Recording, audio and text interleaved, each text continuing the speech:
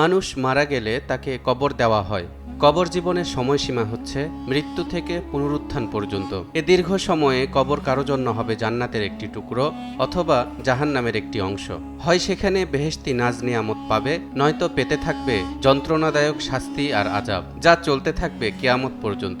ইসলামী বিশ্বাস মতে কবরের আজাব সত্য। পবিত্র কোরআন এবং সহিহ হাদিসে এর সপক্ষে বহু দলিল প্রমাণ রয়েছে। কিন্তু অনেক অবিশ্বাসী প্রশ্ন করেন, কবরে যদি সত্যি এমন ভয়ঙ্কর শাস্তি দেওয়া হয় তাহলে তার চিৎকারের শব্দ আমরা শুনতে পাই না কেন? আর যে ব্যক্তি মারা গেছে তাকে শাস্তি দেওয়া হলে সে তা অনুভব করে কিভাবে? দর্শক, আজ আমরা এই প্রশ্নগুলোর উত্তর শুধু ইসলাম নয় বরং বিজ্ঞানের তত্ত্ব দিয়েও বিশ্লেষণ করার চেষ্টা করব। ভিডিওর শেষ পর্যন্ত আমাদের সাথেই থাকুন। কবরের আজাব চিরসত্য। কোরআনে কারিমে বলা হয়েছে, সানুআযযিবুহুম মাররাতাইনি সুম্মা ইউরাদ্দুনা ইলা আযাবিন আযীম। আমি মুনাফিকদের দুবার শাস্তি দেব, অতঃপর পরকালেও তারা মহাশাস্তির দিকে প্রত্যাবর্তিত হবে। অন্যদিকে নবী করিম সাল্লাল্লাহু আলাইহি ওয়াসাল্লাম বলেছেন, ইন্নামাল কবরু রাউদাতুম মিন রিয়াদিল জান্নাহ আও হুফরাতুম মিন হুফারিন নার। কবর হবে জান্নাতের বাগান অথবা জাহান্নামের গর্ত। কবরের শাস্তি বিষয়ে বহু হাদিস বর্ণিত হয়েছে। দুদিক থেকে কবরের চাপ দেওয়া, হাতুড়ি দিয়ে পেটানো, সাপ ও বিষাক্ত পোকামাকড়ের দংশন ইত্যাদি। এসব শাস্তির ফলে আজাবে আক্রান্ত ব্যক্তি বিকট চিৎকার দেয়, কিন্তু তার সেই চিৎকারের শব্দ আমরা কি কখনো শুনতে পেয়েছি? এ ব্যাপারে হাদিসে এসেছে, সুম্মা ইউদরাবু বিমাতারিকিম মিন হাদিদ বাইনা উযুনাইহি ফায়াসিহু সাইহাতান ইয়াসমাউহা মান আলাইহা। কাফের মুশরিক ব্যক্তিকে কবরে জিজ্ঞাসাবাদের পর তার দুই কানের মধ্যবর্তী স্থানে লোহার মুগুর দিয়ে জোরে আঘাত করা হয়। এতে সে বিকট চিৎকার করে ওঠে, কিন্তু তার শব্দ মানুষ কেন শুনতে পায় না তার কারণও ব্যাখ্যা করেছেন মহানবী সাল্লাল্লাহু আলাইহি ওয়াসাল্লাম। তিনি বলেছেন, ইন্না হাযিহিল উম্মাতা তুবতালা ফি কুবুরিহা ফালাউলা আল্লা তাদাফাউ লাদাউতুল্লাহি আন ইউসমিআকুম মিন আযাবিল কবরি আল্লাযী আসমাউ মিনহু। নিশ্চয় এ উম্মতকে কবরে শাস্তি প্রদান করা হয়। যদি তোমরা ভয়ে মৃতদের দাফন করবে না এ আশঙ্কা না করতাম, তাহলে আমি আল্লাহর নিকট দোয়া করতাম যাতে তিনি তোমাদের কবরের শাস্তির আওয়াজ শোনান, যেমনটা আমি শুনি।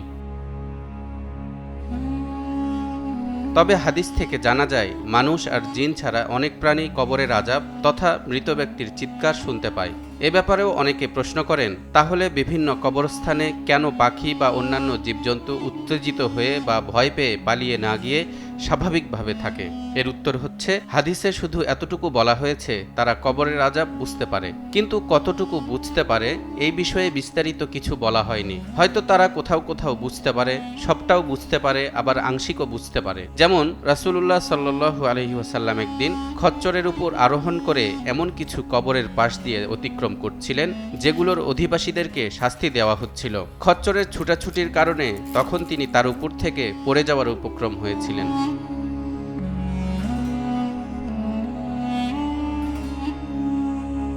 মানুষ এবং জিন যদি কবরের আজাব শুনতে পায়, পৃথিবীর মধ্যে কেউ আর খারাপ থাকবে না, সব ঈমানদার হয়ে যাবে কবরের সে আজাবের কারণে। আর কেউ অমুসলিমও থাকবে না, গুনাহগার গুনাহ করবে না, সবাই নবীদের মতো নিষ্পাপ হয়ে যাবে। তখন ঈমান বিল গায়েব হবে না।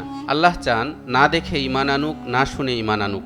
ঈমান বিল গায়েব হলে আল্লাহ মহান পুরস্কার দিবেন, কিন্তু দেখলে সবাই তওবা করে ভালো হয়ে যেতে চায়। এই কারণে পরীক্ষা করার জন্য আল্লাহ তাআলা কবরের আজাবের চিৎকার মানুষ জিন থেকে বধির করে রেখেছেন। অন্যদিকে পশু পাখিকে কবরের আজাব না শোনানোর মধ্যে কোনো কারণ ছিল না, তাই তারা কবরের আজাব শুনতে পায় এবং তা অনুভব করতে সক্ষম হয়। এখন প্রশ্ন হলো, যে ব্যক্তি মারা গেছে সে নিজে কি শাস্তির শব্দ শুনতে পাবে? এটা বুঝতে হলে আমাদেরকে প্রথমে জানতে হবে সাউন্ড ওয়েভ সম্পর্কে। সাউন্ড ওয়েভ হলো এমন এক ধরনের দৈহিক তরঙ্গ যা বাতাস বা অন্য কোনো মাধ্যমের মধ্য দিয়ে চলতে পারে। বাতাসের কণার মধ্যে এটি আন্দোলন সৃষ্টি করলে শব্দ আমাদের কানে এসে পৌঁছায় এবং তখন আমরা শুনতে পারি।